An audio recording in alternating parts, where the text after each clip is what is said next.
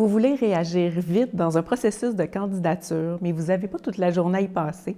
Vous manquez de confiance, vous ne savez pas trop par où commencer. Dans cette vidéo, je vous aide à relever 4 défis pour faire une vidéo spontanée, percutante, sans avoir à chercher une procédure compliquée et faire en sorte qu'on ait envie d'en savoir plus sur vous. Je m'appelle Valérie, je suis amplificatrice de premières impressions. Dans la vie, je pense qu'on est capable de rencontrer les gens qu'on souhaite rencontrer si on s'y prend de la bonne façon. J'aide les personnes ambitieuses à rencontrer les personnes qui vont faire une différence dans leur vie à l'aide de premières impressions saisissantes. Voici les 4 défis auxquels vous êtes sans doute confrontés quand vous vous apprêtez à tourner une vidéo. Vous redoutez l'aspect technique. Vous avez peur d'avoir l'air mal à l'aise. Vous n'êtes pas certain de votre démarche. Vous avez peur de ne pas être bien compris. Concernant ce dernier point-là, je vous invite à rester jusqu'à la fin. J'ai des trucs quasi infaillibles pour relever ce défi. D'abord, pour le défi technique. Oubliez les phrases comme « je vais laisser faire, j'ai pas vraiment une bonne caméra » ou « j'ai pas un bon micro ». C'est sûr qu'une bonne caméra et un bon micro, ça donne un avantage, mais ce n'est pas indispensable. Ici, ce qui va faire la différence, c'est d'être présent, c'est de la faire, la vidéo, d'être différent des autres qui sont engagés dans le même processus que vous. Pour la caméra, 2 options.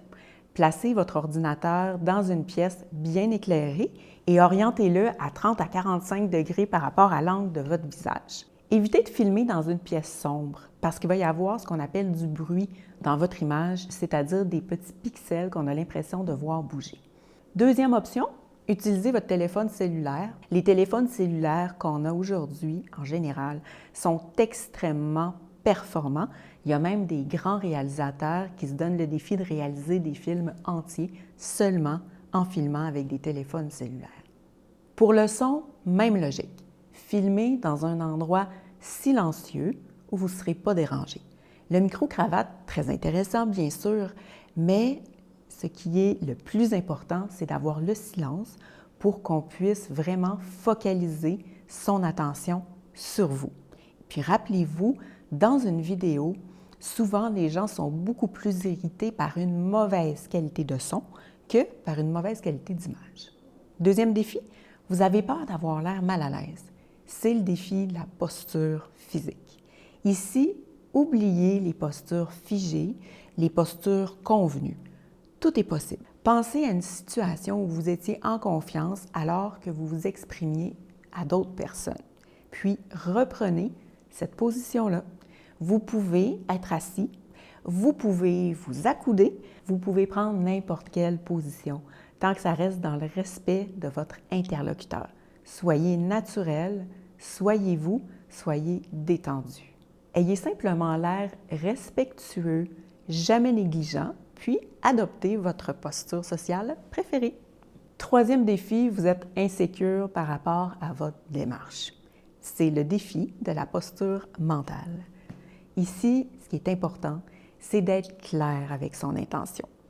Comme je le disais dans une vidéo concernant le portrait professionnel ou le headshot, quand vous faites une vidéo brève, spontanée, vous donnez à la personne qui vous écoute la position de décoder qui vous êtes en très, très peu de temps. Donc, c'est extrêmement important d'être constant du début à la fin et d'être très précis. Si vous êtes la personne qui consolide l'équipe, très sociable, ou alors la personne qui est extrêmement consciencieuse, concentrée, qui garde le fort, bien, exprimez-le et soyez constant du début à la fin. Dans ce genre de vidéo, on a aussi l'estime de soi qui parfois va intervenir. Quand on cherche à retenir l'attention, à plaire, on peut se sentir petit, insuffisant, on peut avoir l'impression de quémander une rencontre. On a en quelque sorte la responsabilité de créer une réaction chez l'autre. Pourtant, malgré cette pression, je vous invite à voir les choses de façon un peu différente.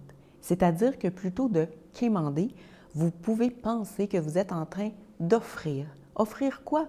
Offrir un raccourci, offrir une synthèse de vos compétences, offrir une synthèse de votre CV pour une personne qui vous recrute, par exemple, ou qui veut vous retenir pour un appel d'offres. Donc, très important de se placer dans cette position où on se sent confiant par rapport à notre expertise.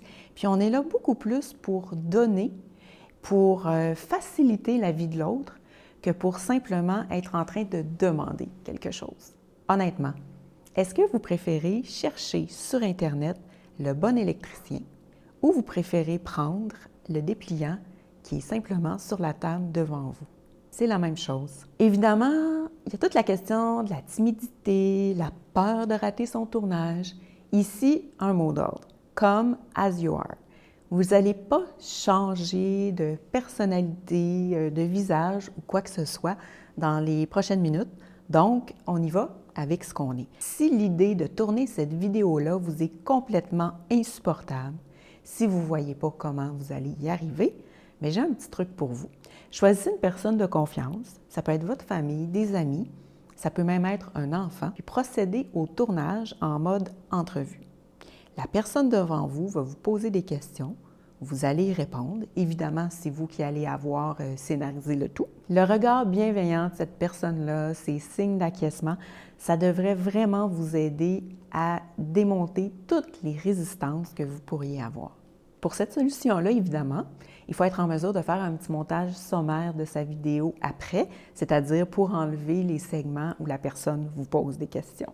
Finalement, le dernier défi, et vraiment, vraiment non le moindre, c'est la peur de ne pas être compris. Ici, je vais vous donner des clés presque magiques qui peuvent vous aider à surmonter ce défi-là. Ce défi-là, c'est un des principaux. Réaliser des présentations percutantes, dynamiques, concises, c'est sûr que ça demande une certaine préparation.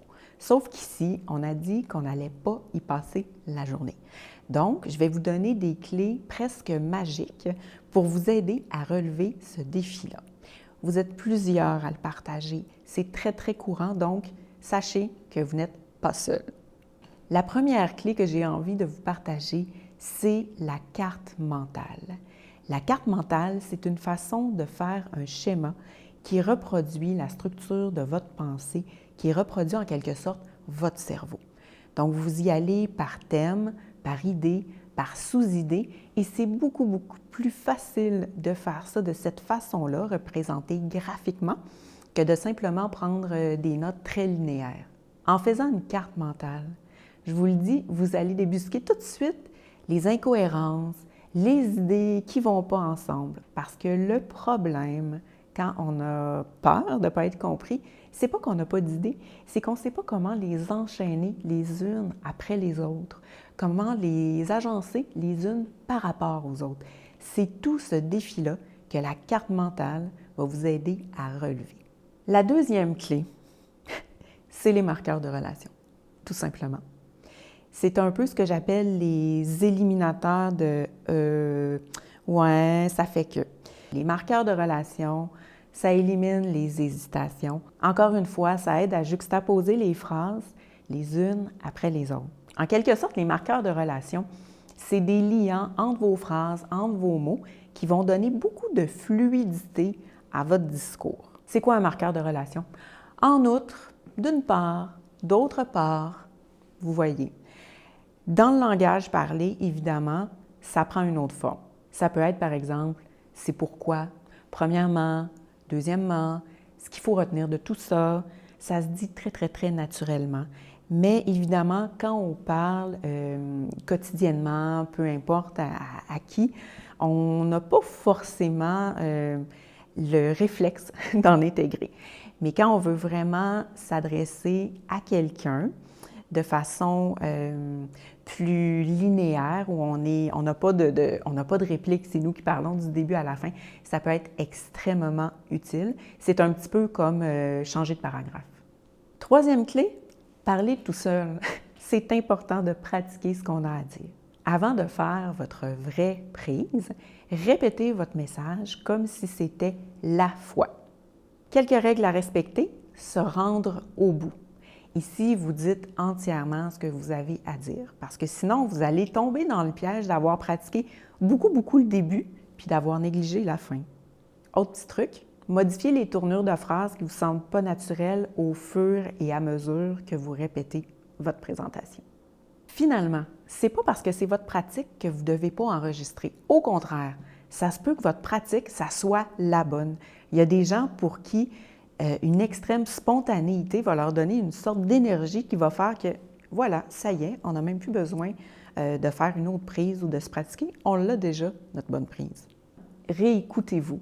C'est surprenant comment le fait de se réécouter, de se voir, peut nous aider à cibler des petits réflexes qu'on a, des petits tics qu'on a puis qu'on souhaite éliminer.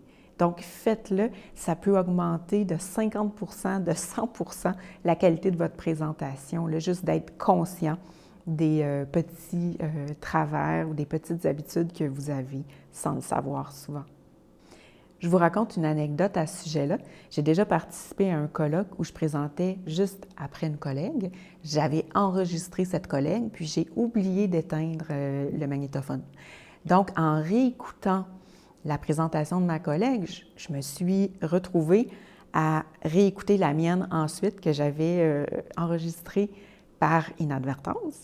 Puis c'est là que j'ai pu cibler une foule de petites choses que j'ai mis dans une petite boîte que j'ai embarrée puis que maintenant je m'assure de ne pas faire quand j'ai à m'exprimer devant d'autres personnes. Voilà, dans cette vidéo, je vous ai expliqué comment surmonter le défi technique, le défi de la posture mentale et physique et le défi de la clarté des idées. Tout ça pour créer des vidéos spontanées dans lesquelles vous allez vous exprimer avec confiance, vous allez être clair, puis vous allez donner envie d'en savoir plus sur vous. Si vous avez aimé, je vous invite à partager cette vidéo aux personnes qui pourraient en bénéficier. Je vous invite aussi à visiter le site de Prose Mémoriste où vous allez trouver plein de vidéos qui vont vous aider à créer des premières impressions saisissantes et à faire en sorte qu'on ait envie de vous découvrir. Vous allez aussi trouver un outil gratuit téléchargeable bâti sur le mode de la carte mentale pour préparer vos différentes présentations. Je vous remercie de m'avoir écouté. On se retrouve dans une autre vidéo.